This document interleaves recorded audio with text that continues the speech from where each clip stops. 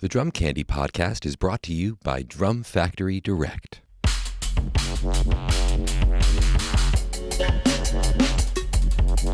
Hey everyone, welcome into episode 55 of the Drum Candy podcast. This is your host Mike Dawson, coming to you from Drum Factory Direct in Pittsburgh, Pennsylvania. This week I am handing over the interview duties to my good friend and neighbor Thomas Wendt. If you've been listening to the show, Tom has been a guest on the show before where I interviewed him, and he's also been co-hosting the 10 Reasons to Love monthly series with myself and David Throckmorton. So now I'm going to have him interview some of his favorite drummers and let the conversation go wherever it wants. So let me hand it over to Tom Wendt. Hey there, drummer Thomas Wendt, and I am very, very happy to have a chance to sit down and talk today with my good friend, composer, drummer, educator, and band leader, Reggie Quinerly. He's originally from the Houston, Texas area and has spent many years in New York before recently relocating to the West Coast for a brand new teaching gig. He's a fantastic player and a really complete artist in so many different ways. We're going to be talking about all of that and especially his journey with the drums. So let's get started. All right. Welcome to the Drum Candy podcast. It is such a pleasure to be here today with my man, Dr. Reggie Quinerly. Yeah. Okay. Let's Thank go. you. Yeah, man. Thank you so much for being here, taking the time out of your busy schedule. It's a pleasure to have a chance to talk with you, man. Sure. Thank you so much. I'm honored. Anything for the music, anything for people that are serious about this. And if there's anything that can that I can offer of the little bit that I know, I am always honored at the opportunity. So thank you so much. I appreciate it.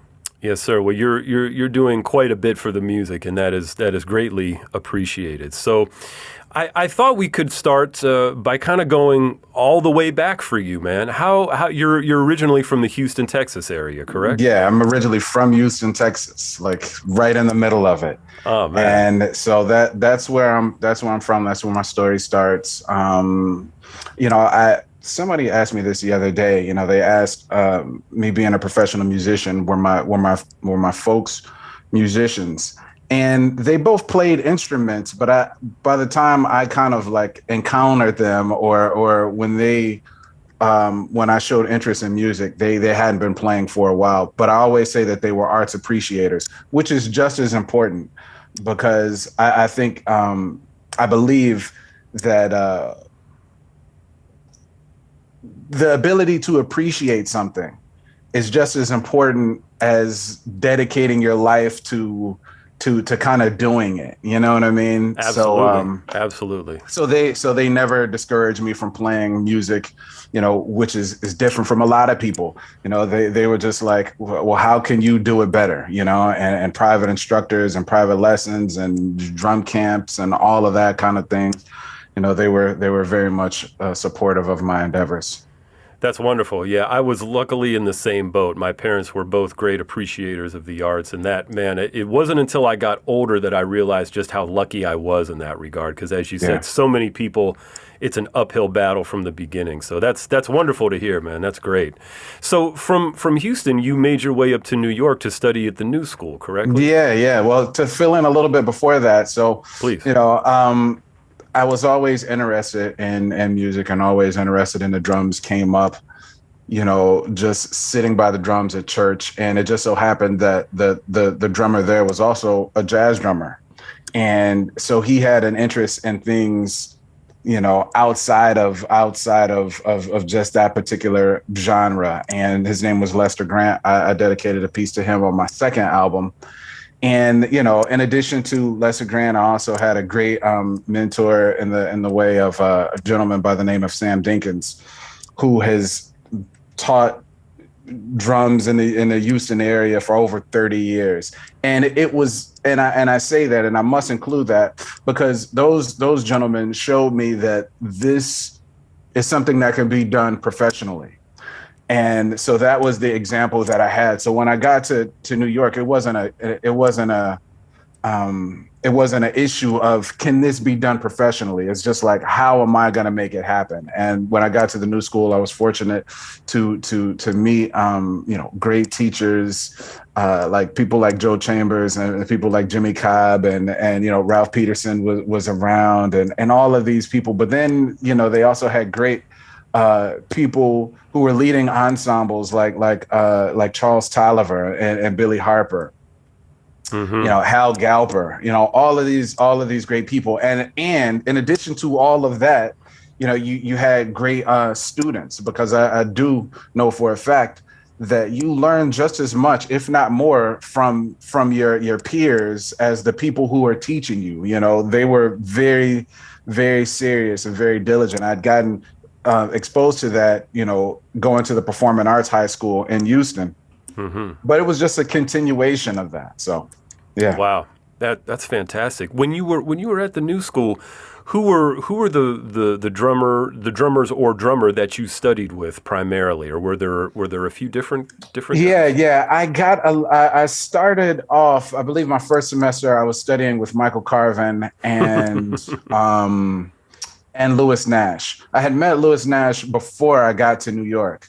So I knew that I wanted to study with him, and he was just so busy that we couldn't really connect. And I kind of joke with him now when I see him. I say, you still owe me some lessons from like 20 years ago, and a little over 20 years ago. But that was a great experience. And then probably like maybe 2000, somewhere around there, I knew that I wanted to study with Mr. Kenny Washington, someone who we very much have in common. So I went to the Jazz Standard. He was playing with, I know Ron Carter was in the band, but he wasn't leading it. Was it one of Don Sickler's events? It was exactly what it is. They were playing the music of Hank Mobley. Yeah. And so I met him there, and that's when I asked him to, if he would teach me. He wasn't even teaching at the new school then, because he had to get added to the roster. Yeah. And that was, an amazing experience, because he's just a wealth of information. And, Mr. Washington has a way of letting you know what you need to be doing, which is an amazing approach, because a lot of times teachers, they won't tell you what you need to know. They'll just, I don't know, they have a way of guiding you or maybe indirectly letting you know. But like K-Wash would say, this is what you need to work on. You don't know how to play in two. And you don't know what you don't know until you know what you don't know. Then you can learn what you don't know. You know what I'm saying? No, absolutely. And he has such a beautiful way of, at least for me, I'm sure it's probably similar for you, the way he would talk to you, it's very inspiring. It makes you want to just run out and buy the records and go home and practice. It's very inspiring to be around all those guys that you just mentioned. Yeah. One thing I was curious about, I got to New York. I went to Manhattan School of Music briefly in like 97, and I wanted to get your take on something. As far as drummers go and drumming goes in jazz music today, how do you see the difference in the New York scene from when you got there to when you just left about a year or so ago? Yeah. So this is a part of a larger just kind of outlook. I think this New York experience, though, is very unique in comparison to other places in the world. There's nowhere like New York, but it's very much dependent on when you come into it and how you experience it. Because when I moved there in 1999, that was a different experience, because I was in a different place. I was living on the Upper West Side. Keon Harold is a great trumpet player. He was like in the same building. We were at school at the same time. So we moved. We didn't have much of anything, but it was just like the city provided a certain kind of electricity of just kind of being close to where things were happening, and going down to the Vanguard, going to Smalls, going to all of these places and seeing all of this music and seeing Brian Blade and Gregory Hutchinson and all of these people. And over time, it's not to say that the city changed. I'm sure it did, because it's always changing. But I changed. I was in a different part of my life, and starting a family and all of those kind of things. So I didn't hang out as much. New York was still had that electricity, but it was different for me because I was in a different place in my life. And then, recently you talked about the move about a little over a year ago. We relocated out to the West Coast. And, I try, another question that I get asked is if I miss New York, and I try not to think about it in that way. I just kind of think about, I was there for what I was there for. I got everything that I was supposed to get. I made the connections. I learned what those particular lessons that I was meant to learn at that time. And now it's time to apply it. Now it is time to apply it, because you don't really get a chance or the opportunity to test what it is that until you're in a situation that now, how are you going to meet the challenge? And we do that wherever we are. But I just kind of want to, put that out there, because now I'm in a new setting that's completely new to me. And, adapt is the way of where we are. Yeah, no, I think you're right on the money with all that. There are so many different seasons to life, and I think you have to be willing to embrace those new seasons, whatever that might be. Yeah, and hold on, I want to say this one thing. Please. Sorry to cut you off. No. So I say that to say, so New York, if you ask someone else, New York meant something different to them. There are people that moved in 88, or that moved in 80, or that moved in, 1958. I have the pleasure of talking and talking about drums and life with Mr. Roy McCurdy. And he tells me what it was like when he moved to New York. You know what I mean? So everybody's situation, and there's somebody that's probably moving there tomorrow that will have a different experience post-COVID. And, it's all about embracing that and seeing wherever, you are in that particular season. So, yeah, no, that's a wonderful point. As far as your playing goes, your time at the New School, and then you got your master's degree at Juilliard, correct? Yes. So I'm curious, when you got to school for your undergrad at the New School, what were some of the things that as a player you were into as far as listening to and as far as practicing? And then during your time in school, how did both of those things change? Very good question. So and this kind of goes back to Houston. When I was in Houston, some of my classmates were people like though they were, a year to 2 years older than me. Kendrick Scott, Walter Smith III, Mike Moreno, Robert Glasper. These were some of the people who I knew in Houston. And so when they moved to New York, Chris Dave, Eric Harland, they were, a little bit older, Jason Moran. So when I moved to New York, and this is kind of the double-edged sword about being influenced by your peers, because you interact with them the most, you begin to, or you are very much influenced by the things that they might listen to.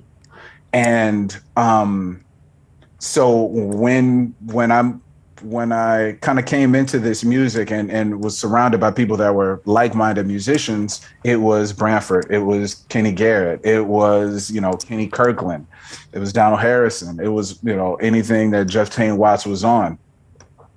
And anything Billy Drummond and these crisscross records and all of this, anything that Louis Nash was on, Benny Green. And so those are the musicians that I was kind of tuned into. And I'll say this, and this kind of brings it back to Kenny Washington, because that was the music, much of the music that my peers were influenced by. There was so much that I was missing. There was so much that I did not know about. And I don't think, young people can necessarily be faulted for things that they just don't know about. You don't know until you know. Of course. And so, the beginning of Miles for me was working, steaming, relaxing, 1955. Like that was like the beginning. So like, don't ask me about anything with Charlie Parker. I did not know about it. Don't ask me about anything with Ben Webster. Don't ask me about Basie. Duke Ellington, those were names that it's like, we revere them. We know. It's just like, even though we don't know, we don't. And I had to go back and try to fill in those gaps. I'm still filling in those gaps. And that's been over, however long. I've spent more time outside of Houston than I was there. But the education process always continues. And then learning about Papa Joe, and then learning about all of these musicians, Kaiser Marshall, like all of these guys who I didn't necessarily know about. And I'm very grateful for people like, Mr. Ken Washington and the experience that I had at Juilliard, because a lot of the students there were into these records that I had never heard of. So I do think that it was a balanced experience, because sometimes when you're surrounded by people that are listening to a certain type, that, if you were to mention another name that they weren't necessarily into, then it's just like, well, why are you listening to that? You know what I mean? It's a lot of peer pressure. It's a lot of peer pressure, but even just outside of music conservatories, it's a lot of peer pressure in being, a young person and trying to find your way and discovering, what it is that you value, and sometimes not necessarily seeing the things that you value reflected in people your age. Like, so now what do you do? Do you not explore that? Do you just view this as being what it is that you want to pursue? And we all grow older and we all get more perspective. So I definitely don't want to paint anybody with just one brush, but I'm just kind of speaking personally from my experience, how to make sense of, all of these things. Yeah.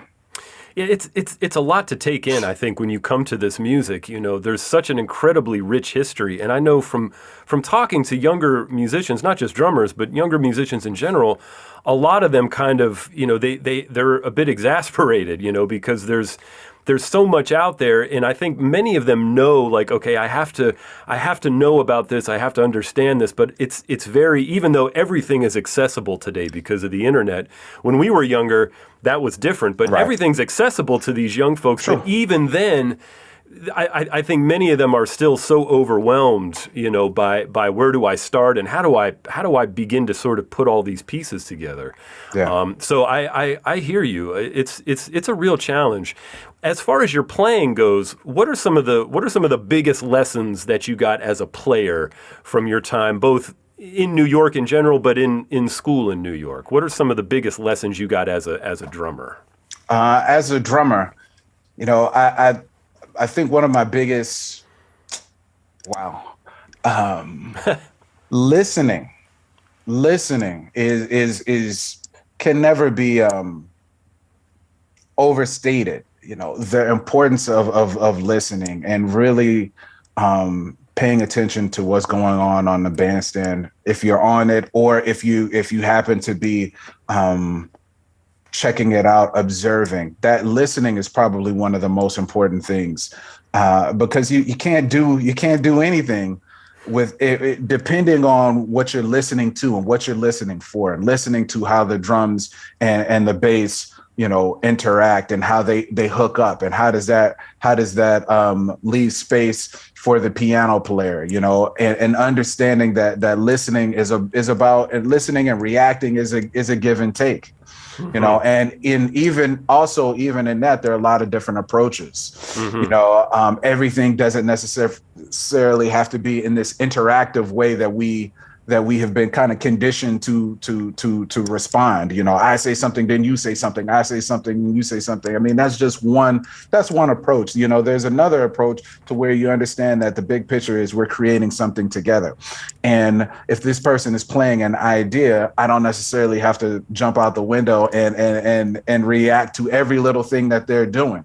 Sometimes it could be about creating a bed of sound that this person is then allowed to express themselves, on in a way that you're not, intrusive on their ideas. So I would say listening is probably one of the most important ones. And coming back to Mr. Kenny Washington, understanding the finer points of the instrument, understanding how to interact, how to, one of the things that he kind of pulled my coattail to, and listening to Philly Joe is developing a vocabulary, comping vocabulary. There's endless amounts of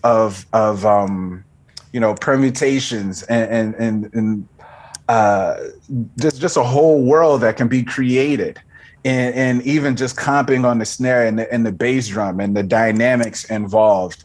You know what I mean? Like that's where it is, and the ride cymbal, especially for this music. Yeah, there are whole things that can approaches that can bloom when you realize just the level of possibilities just in that. Many times as drummers, we think about our instrument and we realize at a very early age that we can overpower the band. You can overpower the band, but with that power comes great responsibility. I don't even know. That sounds like some kind of like a. But like you're right, though. You know what I mean? You're totally correct. We understand, like, okay, how do we then use this instrument to shape what's going on around us? How can we make this solo, that we're playing behind feel different from the other solo? You know what I mean? So okay, do I change cymbals or do I stay on the cymbal? But how do I then approach it? Like, these are the finer points of the instrument that I have first of all been made aware of. Now I'm still doing the homework to try to bring that to life. Yeah, it's sort of a never-ending quest in that regard, and I agree with everything you said. I know one of the early things that I got from being around Kenny was the whole notion of a sort of melodic style of comping. Not necessarily just sort of throwing rhythms out, to people, but sort of as a combination of support, but also conversation, Yeah. but not just sort of playing anything, but playing melodic phrases behind people. Yeah, most definitely. And it's such a beautiful challenge in and of itself. I'm sure, knowing you're playing as I do from hearing you on record, I think it's safe to say there are many times for me where I don't even need to or feel like soloing. There's so much else that we're doing for the music. That there's a lot of artistic challenges in just doing that, Yeah, absolutely.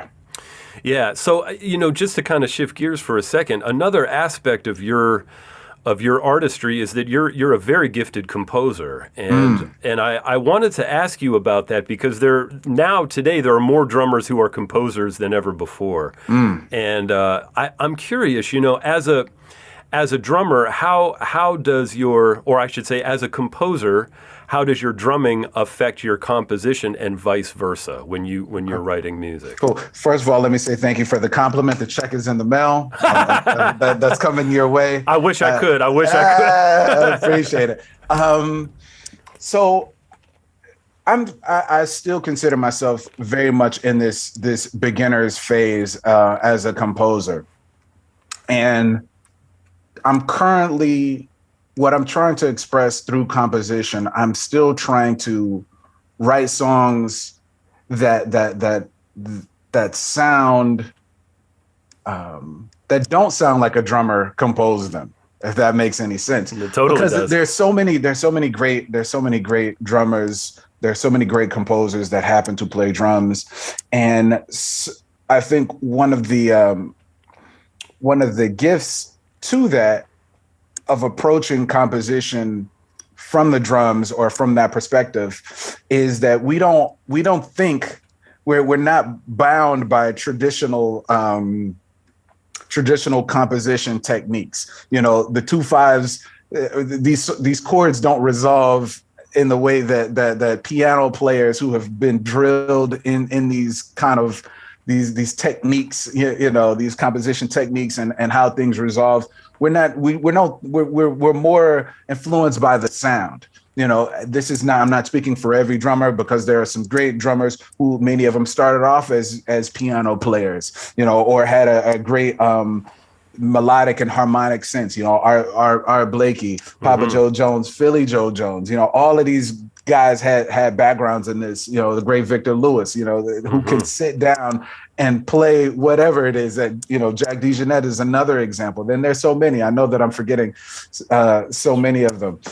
But, so in my approach, I'm still trying to find something that sounds like me, but when other people hear it, their first thought isn't, oh, a drummer wrote this. Yeah. So I'm composing from that perspective, and then I'm thinking about myself last. And I'm still trying to feature the composition.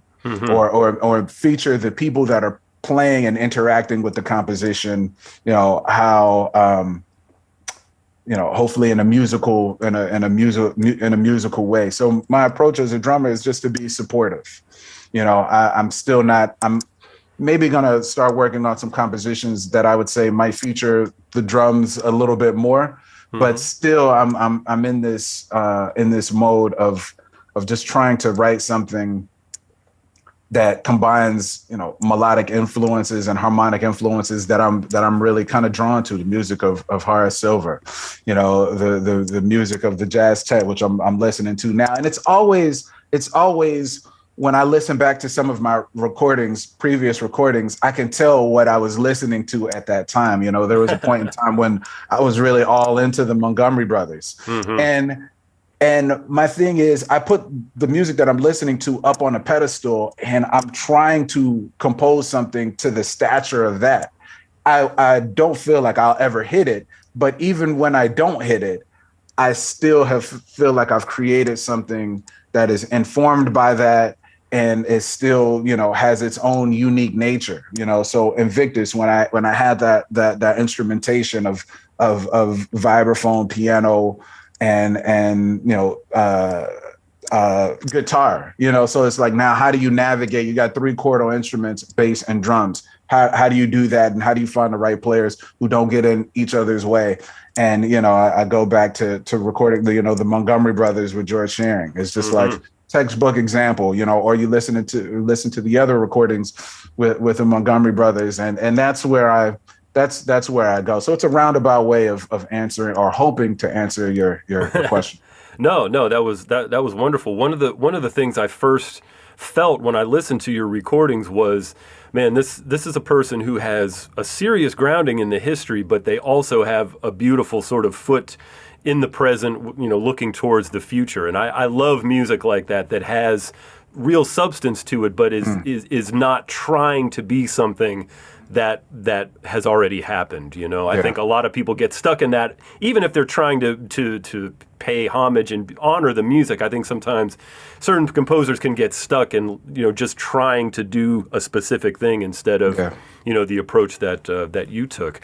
So as just a follow-up to that question, because you are a drummer and you work with a lot of different other groups other than your own projects, I'm curious, if you're in a situation where you've been hired to play with another band leader's group to play their original music, how does your perspective as both a drummer and a composer, what does that let you bring to someone else's original music? I'm always thinking about things like form. I'm always thinking about just the overall vibe of a piece. And I know that that's probably not a musical term, but it should be, because there's so many aspects that go into a composition. There's the melodies, there's the harmony, there is the dynamics, if there are lyrics involved, all of those kind of things. But just then the overall vibe, how do all of these things come together? And I am very much of the belief that, you should ask, because it seems like something that's very simple, but there are a lot of times that the band leaders or people that are playing in situations just don't ask. And I say this because sometimes as a composer, you can have a very specific way that you want a tune to be, that you were in the mind of when you were writing this. So, I can give this insight to you, and hopefully you have hired the right person who will not take offense to your suggestion. Yep. But there, on the flip side, I mean, I've worked with people who they kind of felt like you shouldn't ask questions because they're like, well, if you're asking questions, then that tells me that I've gotten the wrong person for the gig. Yeah, that's your job to know what to do. It's your job to know. Yeah. And I don't ascribe to that at all because, if there's anything that you want me to know, if there's any approach that you want me to know, if there's any feeling, if there are any other vibes that you want me to at least be aware of, is there another recording? Miles Davis, Daryl Stockholm. I want that moodiness. Mm-hmm. If a band leader was to tell that to me, I'm interested. I know the recording, or if not, lay the recording on me, and I start to then think in my database. Your brain is like a database of all of these things. What can I bring to it? How can I try to capture that? I'm thinking, all right, well, Philly Joe. I'm not thinking so much Elvin Jones. I'm not thinking so much Jeff Watts. I'm not thinking so much Marcus Gilmore. I say that going from all of these drummers, you know what I mean? Because it just doesn't, it's not a time specific thing. I'm thinking about all of these drummers who I listen to, and all of these drummers who I appreciate. And I'm then think, how can I bring that vibe to make this composition happen? Yeah, I totally agree. One of the things I try to tell my students is that you have to be prepared to deal with band leaders who will tell you absolutely nothing and band leaders who will tell you everything and then everything in between. And you have to come to the situation with, that mindset of like, okay, if they want me to do this, I can do it. Or if they want to tell me exactly how to do it, I got to be cool with that too. You definitely have to be cool with that. Do not take it personal. If somebody's just like, because it's their music too, or their presentation, and they're just like, yes. I was in a situation where a person was just like, hey, I want this exactly, and I was just like, okay, well, what do you mean? I want this exactly, and I'm like, okay, I defer to you, and that's what I will do. It's such a challenge when you're in that situation where you're trying to appease someone and do exactly what they want when it's sometimes out of your wheelhouse. That's true too. And you're trying to figure out how to make it work for everybody. It's a challenge, man. Absolutely. The other thing that's really great, and you mentioned this just a couple minutes ago. I think as musicians, it's one, especially playing this kind of music, being able to sort of capture or I should say create and then capture a mood is so important. And I think a lot of younger musicians, they're so worried, and this is very much true for drummers, they're so worried about playing something great. Absolutely. Or playing a great solo or coming off a certain way instead of, okay, what is it the essence of this piece of music that we're trying to play, and how do we create? How do we create that mood? I'm looking at the great Hank Mobley behind you, and thinking about all the great records he made for Blue Note as an example. Those guys were so great at creating a vibe, like you said, and that's something that I think for drummers we have so much influence over a band as far as that goes. And I think that's one of the most enjoyable and also one of the most challenging parts of being a drummer in any kind of improvised music is being able to create that vibe and that feeling. Yeah. It's such a challenge, man. Let me put something out here, and it's about, and this kind of goes back to everything that we've been talking about, and it goes back to New York and also being influenced by your peers. I think we should all take something from everybody, and that includes even brief conversations. And this person who I'm about to to mention is just a little bit older than me, maybe 2-3 years at the most. But he said something that I never forgot. And his name is Rodney Green, a great drummer who I highly respect. And I've always, even, I heard about him and heard him on recordings when he was a teenager. And, like I said, I was still like a couple of years younger than him. But Green said something to me and I never forgot it. He said, when you listen to some of these older recordings, they wouldn't, from talking about the drummers, they weren't playing licks every 8 bars or something like that. He was like, sometimes you would listen to these recordings and it might be one thing that might have stood out to you on the whole record as far as a lick. Now, if you get a little bit deeper, that there's still and really kind of put the headphones on, or not even that's a metaphor for deep listening, but just hear, there's so many other things that they were doing. But as far as just like actual drum lick, I'm gonna take that, it might be few and far between, because the drummer was performing for the whole band and the whole setting, so I mean, Philly Joe could probably play something. I know that he could do something, all of these amazing things nonstop.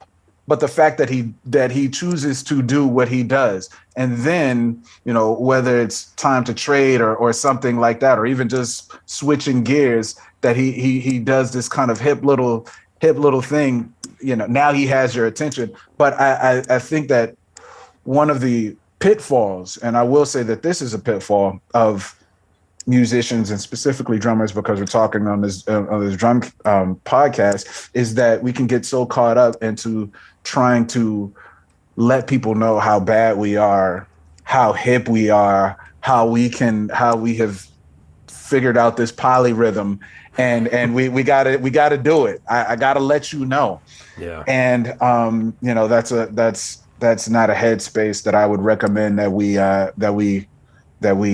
get into, just an idea. No, I agree wholeheartedly. I know for myself personally, and I'd be interested to hear what your opinion is on this. I know I would say in the last 8, maybe even 10 years of my life, when I listen to some of these great recordings, whatever era they might be from, one of the things I find myself doing more and more is not listening so much to what the drummer is playing as far as playing the drums, but I'm listening to and feeling the overall effect they have on the music and the group. And I've learned and gotten so much inspiration from that in the last few years. Just the overall effect that these different musicians have on the music is really, it can be overwhelming sometimes when you really kind of step back and listen from that perspective.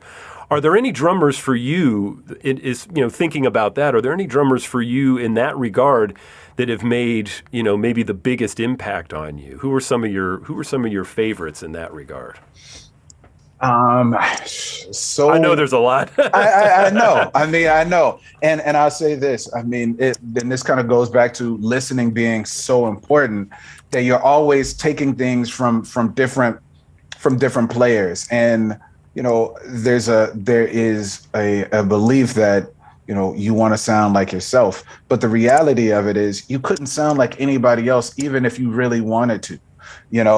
Bird has been gone since 1955, I believe. Mm-hmm. So many people have been influenced by them, but there are very few. If there's never been a time that I thought that it was Bird, and it was, you know what I mean? Like mm-hmm. we all sound like ourselves. It's impossible to just like somebody else's physical voice. Of course, you couldn't sound like, even if I could read Frederick Douglass's words. But it's still his words. Absolutely. I could play somebody else's solo. It's their solo. I'm using that language. I'm using and developing, and there's certain things that we all do. And this comes back to the individual piece of it. I am my height. I set my drums up the way that I do. I find, this is a comfortable tuning and a consistent tuning that I can find on these drums. This mm-hmm. is the stick that works for my hand. And, Yep. you know, a part to kind of double back into your question, I try to get as much from all of them. Yeah. And, you know, whoever I'm listening to at that particular time, Yeah. that's what I'm trying to trying to soak up and to continue to build my database. And when it comes time for, you know, me to play songs or whatever the case may be, or if it's something that I'm leading, now I'm tapping into the music that I have absorbed over the years. And, you know, now I can synthesize that however I see fit, you know? Yeah, no, I think that's the way to do it. I remember Master Lewis Nash. I was talking with him years ago, and I remember him, you know, saying, "Never ever be afraid of influences," because it's exactly what you just said. Nobody, you know, I could try to sound like Max Roach for the rest of my life, and it's still going to be me trying to sound like Max Roach. It's never going to be Max's drums, on Max's cymbals. It's still only them, and I also think that very much speaks to their level, but it also speaks very much to the importance of documentation, because one of the reasons why you hear Max and you can within however long know that it's Max Roach is because they've recorded over and over again. Absolutely. You got Max Roach on this record, you got Max Roach on this record, you got Max Roach on that record. So then when you hear them and when you hear him, you're just like, okay, you know, as opposed to, I mean, there's some people who are under recorded. It is what it is. Yep. But they, you know, so then it might take a little while for you to place them, but when you hear them, you're like, all right, cool. That's absolutely, you know, candy, you know, that's candy. I hear it. You know yes, what I'm indeed. saying? Oh man, so, there's nothing like it. Yeah, exactly. So to switch gears one more time, you know, you just mentioned you know, the various ways that drummers can tune their drums and the like. And I'm wondering, over the course of your career so far, how has your taste in drums and cymbals changed? This is a drum podcast, so how is your tastes? How have they changed as far as how you tune your drums, your cymbals? Do you play the same kind of sounding cymbals you used to play in your 20s, or has that all changed? How is that shaken down for you? You know, it's funny that you mentioned that, because I recently got another cymbal, and I feel like I tore up this whole like 5-mile radius of just trying to find something that I liked. I bought a cymbal from the Guitar Center, paid full price, you know, and took it to a gig, played it, and I was just like, played 2 gigs on it. I was just like, no, this isn't it. Took it back, traded that one for another one that was there, played that, and I was just like, yo, this is not it either. And it's just like, I was kind of, it almost would have been better if I would have just stayed with what I had. But I'm interested in hearing different sounds. Sure. And so it has changed. You know, sometimes I don't know if it's for the better. Sometimes when you are of certain means, you're like, I'm gonna play this because this is what I got. Of course, absolutely. And then then you're like, okay, well let me see this, and then you start finding these cymbal makers and drum things, and you're like, man, maybe I should check this out. This person had this and that, and I remember I got the opportunity to go up to the Sabian factory. Mm-hmm. And I say this because it is all very much tied into this conversation and the last one. And this is in a cymbal factory, where everything, whatever it is, they make all things all day. That's what they do. Mm-hmm. And one of the manufacturers said, people come up here and they're always asking for a cymbal like Tony Williams. And but the reality of it is, like I said, you could find Tony's K or whatever, and he wasn't playing the same ones when he, was in the 90s that he was in the 60s, right? For whatever reason. But you could find that same cymbal, and I guarantee you, it would not sound like Tony Williams. You would not sound like Tony Williams because it's all about you. Yeah. So I'm still experimenting with things, but so much of it is on the individual. So much of it is on your particular technique, Yep. and all of those kind of things. So, hopefully, I am trying to refine my technique to the point where it doesn't matter what I play. Sure. That Yeah. I'm still going to be of a certain level of consistency, and always serving the music. Yeah, no, absolutely. So when it comes time for for you to get into the practice room, what are some of the things that you work on today? Today, I mean, for the past almost, I think January will be 2 years. So from the moment that I found out about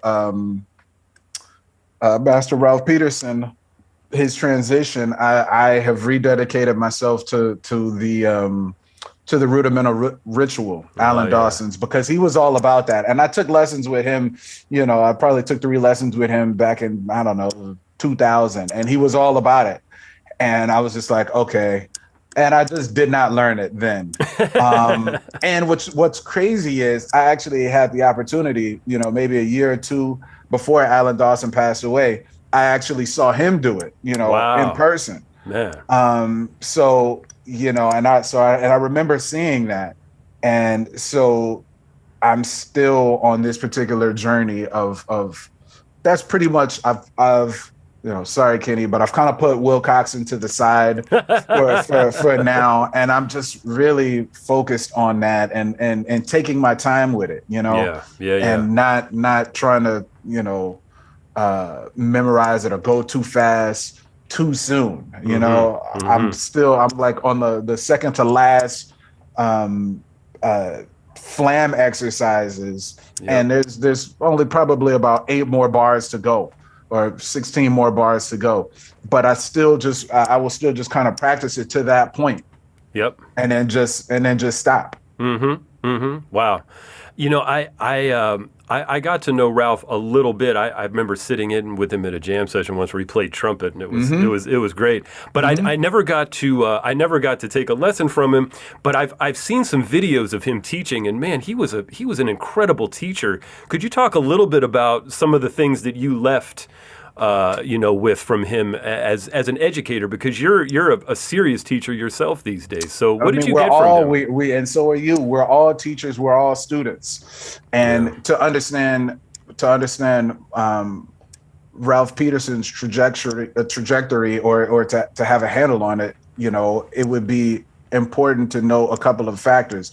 One, that his instructor was Mr. Michael Carvin.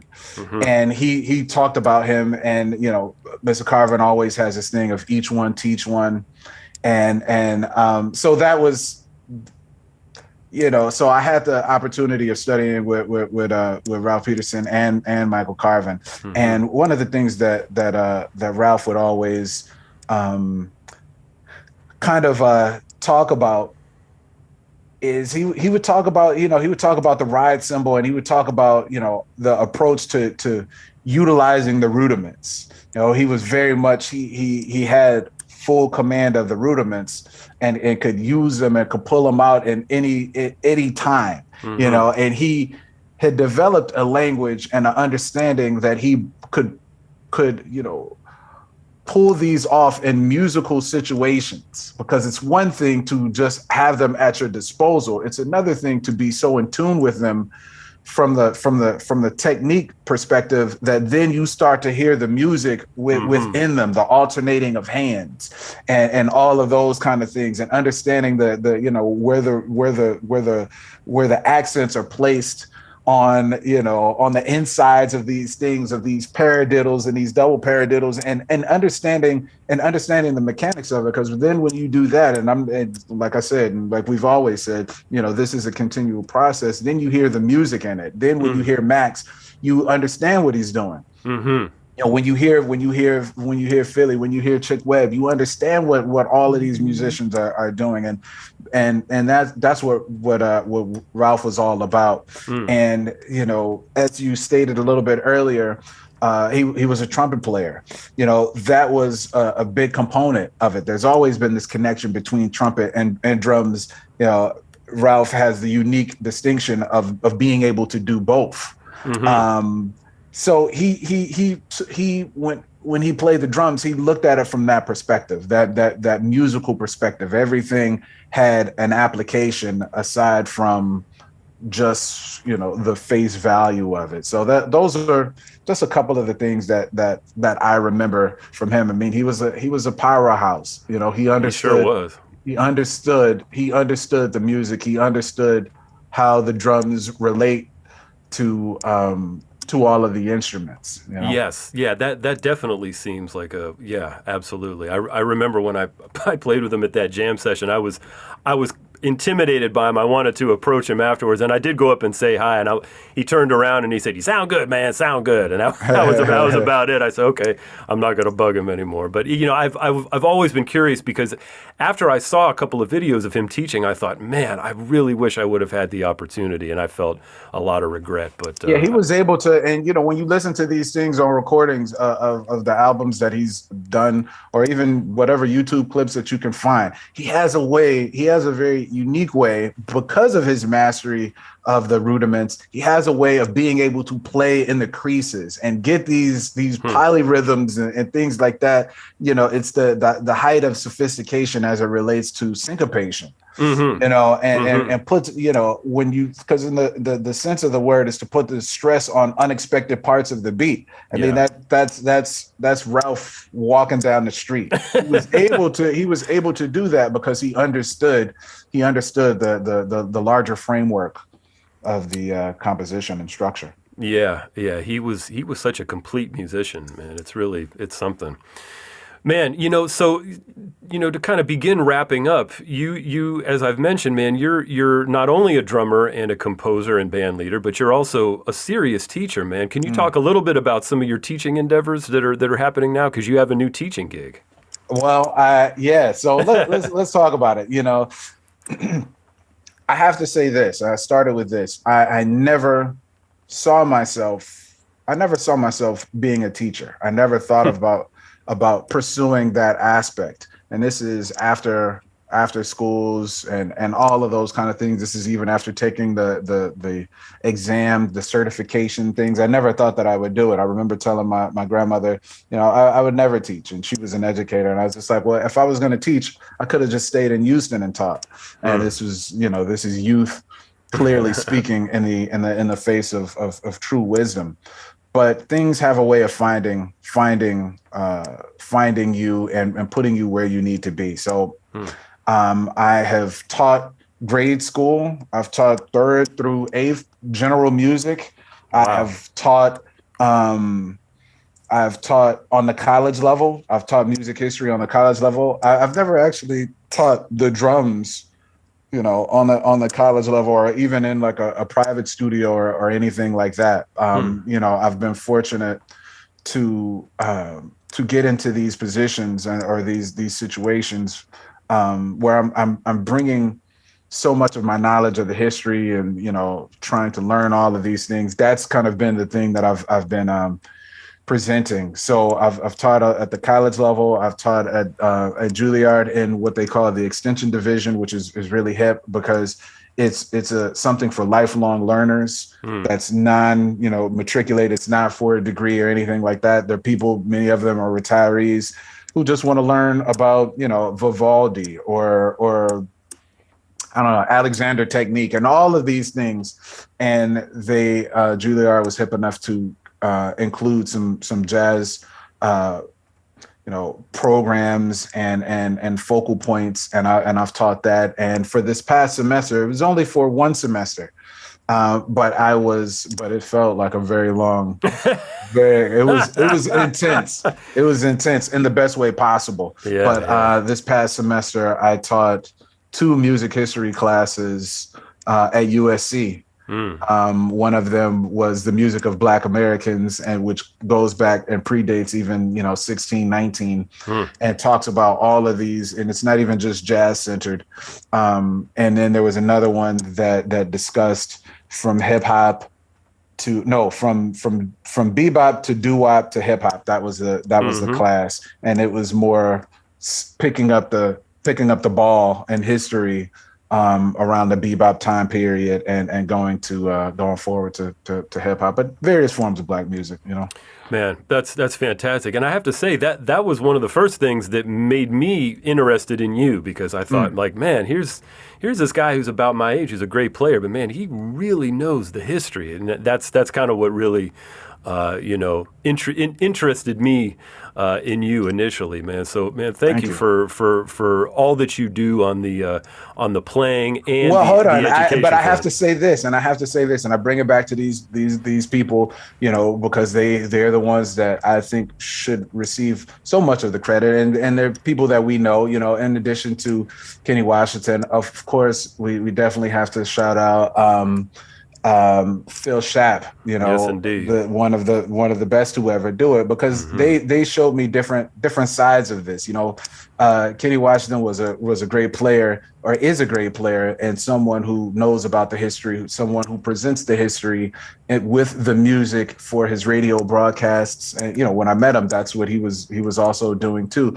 And Phil Shapp represents another side of the coin, you know, who he dedicated so much of his life to documenting, you know, in his radio broadcasts and stuff like that, the finer points of this music. So one thing that I took away from both of them is, if this is something that you're going to do, if music is something that you're going to be interested in, it would behoove you to be as serious as possible about it. Now, if this is not something that you're going to do seriously, which, you know, this thing is not meant for, it can be appreciated by everyone. But you know, there are some people who are just not going to derive the same enjoyment on you know, reading and spending their free time learning about these things, and there's nothing wrong with that. Absolutely. But if this is what you're going to do, and if this is what you're going to dedicate so much of your headspace to, you would be the better player and the better person for learning as much as possible. Absolutely, yeah. That's. I'm fortunate to say that was a message I got relatively early too, and I'm very grateful for that, because it's, as you well know, man, it's just such a beautiful ongoing process, the learning process, both as drummers and as people who just love the music. Man, there is always a new neighborhood to explore. There's always stuff to to get together, man. So once again, man, thank you so much for taking the time. I know you're busy, man, but it was such a pleasure to talk to you and learn more about your journey in the music with the drums. Man, thank you for the continued inspiration, man. It's, what can I say, man? Onward and upward, in the words of the great Billy Strayhorn. So I have to say this, and I mean this in the sincerest tone possible. It is my honor to know you, and it is my honor to be invited to have the opportunity to present. Please consider me a resource, and this goes for anybody who might be watching this. Please consider me a resource that can be called upon, conjured at any point in time on whatever notice to try to share the experiences, the knowledge, the information that has been so generously shared with those that have come before me. So I always have to, it would not be right if I left here with anything other than the spirit of gratitude for the opportunity. Yes, sir. Well, it's totally our honor. And before we sign off, what's the best way for folks to get in touch with you? Is it your website? Yeah, the website is always up, reggiequinerly.com. Beautiful. That is always the best way, and stay abreast of anything that I might have coming up or going on. So yeah. Beautiful, man. Well, we will definitely have you back on the podcast, and looking forward to seeing what great stuff you're going to do coming up, man. So once again, the great Mr. Reggie Quinerly. Thank you, man. Thank you so much. I appreciate it. That is it for this week's episode. Hope you enjoyed that conversation with Tom and Reggie. If you do like the show, please head over to iTunes or Spotify, wherever you get your podcasts. Give us a 5-star rating, drop in a review if you don't mind. That does help this show rank higher so more drummers around the world can discover it and join the party. We'll see you next week.